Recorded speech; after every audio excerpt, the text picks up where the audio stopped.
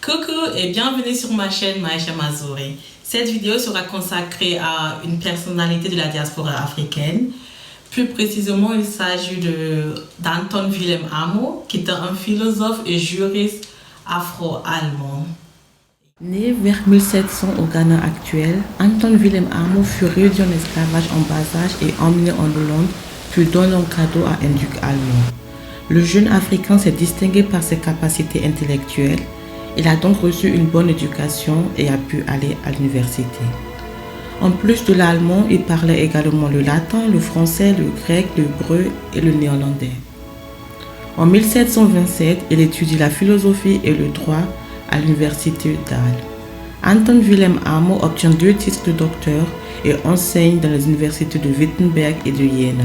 En 1729, Anton Wilhelm Amo prend le nom de Amo Guinéen Affaires pour publier sa thèse sur le statut juridique des Noirs en Europe. Dans cette thèse, il défend les droits des Africains en Europe.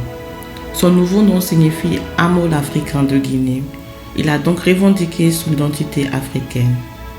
Nous sommes au siècle des Lumières, mais pour les Africains, c'était le siècle des ténèbres, car la traite transatlantique atteint son apogée. Les philosophes européens commencent d'une manière hésitante à parler de la légitimité de la traite des êtres humains, mais c'est seulement en 1750 que la discussion philosophique sur la traite négrière prend réellement de l'ampleur. Anton Wilhelm Amo, alias Amo Guinéen Affaires, a donc été un pionnier dans le débat contre l'esclavage. Sa thèse a ensuite été adoptée par d'autres philosophes. Malheureusement, son travail sur le statut juridique des Noirs en Europe a mystérieusement disparu. En République démocratique allemande, un intérêt de recherche accru pour son travail peut être observé dans les années 1960. Cela est notamment dû à Kwame Nkrumah qui s'intéresse à Anton Wilhelm Amo. En conséquence, un centre de recherche sur le philosophe et juriste a été créé à Halle. Anton Wilhelm Amo est un modèle important pour la communauté afro-allemande en particulier.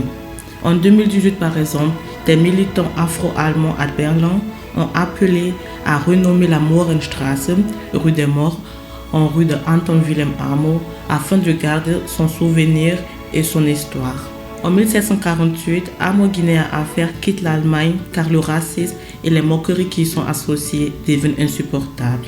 Au Ghana, il a d'abord vécu à Axim, mais a ensuite été emmené de force au fort Saint-Sébastien à Chama de peur que son attitude critique à l'égard du statut juridique des Noirs mène à une révolte. On suppose qu'il est mort en 1758, bien que sa pierre tombale indique 1784. Je voudrais maintenant conclure avec une citation d'Amo Guinéen Affaires. Toute connaissance sans application dans un but est inutile, car l'utilité d'une chose est jugée selon le but. Le but de la philosophie est la préservation et la perfection de la race humaine. À travers la personnalité de Anton Wilhelm Amo, on voit que les Africains ont une longue histoire en Allemagne et qu'ils ont contribué aussi à l'histoire allemande.